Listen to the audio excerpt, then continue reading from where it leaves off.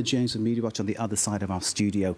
And that controversy over Serena Williams, the US Open performance, and what a performance it was, and this all showing no sign of dying down. It's a massive controversy rolling on. Yes, absolutely. We all know the story now. Serena Williams docked a point and a game after calling the umpire a liar and a thief. She says things would have played out very differently if she'd been a man. Lots of people drawing parallels, like Michael D'Adda, the cartoonist, where he has John McEnroe being outspoken, while Serena Williams is depicted as being hysterical. And it is that old thing, isn't it? For many years, everyone has always said that if a woman gets too angry about something, she's being irrational, she's being emotional, whereas men are seen in a very different light. Now, Michael D'Adda had quite a bit of criticism online from some people who felt that Serena Williams was in the wrong. He responded with this. He tweeted a quote from John McEnroe himself saying, "She's right about the guys being held to a different standard. There is no question." Interestingly, though, there is a different take on this from a gentleman called Richard Ings. Now, he is a former umpire who had the dubious honour of trying to control John McEnroe in a 1987 US Open match in which he also ended up being docked a point and a game. So McEnroe used to really lose his rag. Absolutely, and he would rail at the umpires. And I don't think that what we saw from Serena Williams really was equal to what we saw John McEnroe do back in the day. But this umpire says that it is Serena Williams who owes the apology to Carlos Ramos, the umpire on the day, on Saturday. He says that this was neither sexism nor racism, something that flies in the face of a lot of people's opinions, but not everyone's. A lot of former tennis players taking to Twitter to lend their support. Worst refereeing I've ever seen, the worst, said Andy Roddick. James Blake, too, saying he'll admit he has done worse and not been penalised. Now, he also talks about the fact that he's been given a soft warning by the umpire in the past.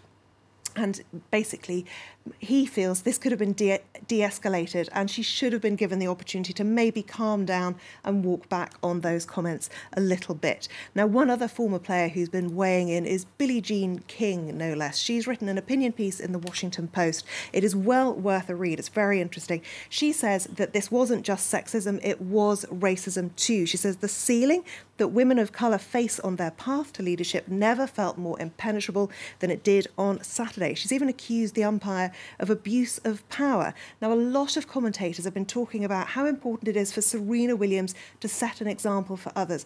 Billie Jean says she did set an example for every girl and woman that she has to stand up for herself and what she believes is right. Opinion then very sharply divided on this issue. Very much so, and even the tennis authorities can't seem to come to agreement on this one. Some of them siding with Serena, others siding with the officials. When you look in the media, again, very, very different views in the reports that we're seeing. CBS calls it the grossest example of sports sexism yet. Now, they talk specifically about the record of Carlos Ramos, the umpire, detailing examples of when he let male players get away with very similar actions.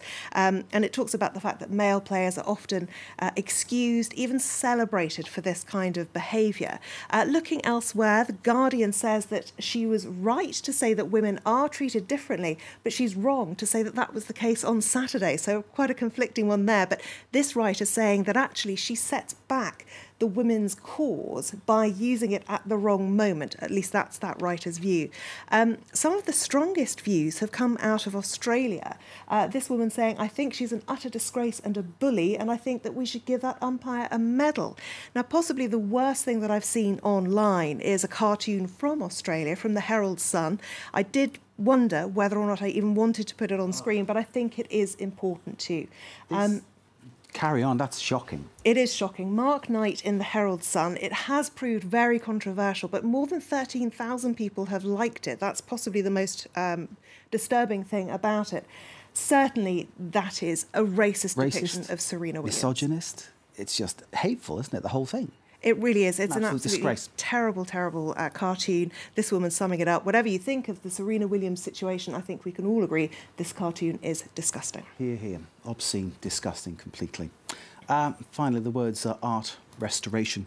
And the Spanish church are once again striking fear into the hearts of many art lovers. How bad is the makeover this time? Because I recall seeing one of the Virgin Mary, which was an absolute horror show, wasn't it? Absolutely. Well, there have been 3 recent examples in Spain. This is the 3rd. This is how bad it is. It is not good. It's a 15th century carving. It's been given a day-glow makeover, as you can see. It's supposed to depict the Virgin Mary, Jesus, of course, and St. Anne, who is the patron saint of the village where it stands, Rañadorio. Now, Spanish newspaper El Comercio has spoken to the woman behind this, Maria Luisa Menendez. She is a shopkeeper who got permission from the clergy to do this. She says, I'm not a professional painter. I think we'd probably guess that. But she says she's always enjoyed doing it. She says, I painted them the best I could with the colours that seemed right, and the neighbours like it. But I think they're the only ones. No, I like it as well. I think it looks great. Really good, beautiful colours, nice pink gown for the Virgin Mary. It's fantastic stuff. Emma, thank you very much indeed. Great to see you. Thanks also to Delano de Souza, our man with his eye to the business. Always a pleasure to see you, sir. And thanks to you for watching too. Stay with us. Watercamp live from Paris.